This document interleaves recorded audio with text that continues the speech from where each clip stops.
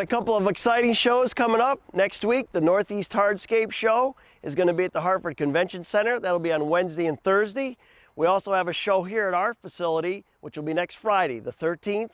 And this is going to be a phenomenal show. We can have all the equipment running, like behind me, the T-22, as well as the Paver jet, the higher end unit of this, the S-19, Mechalak, and then all our smaller equipment. So all the small hand tools, we got a tremendous amount of product to be installed that guys can try before you buy.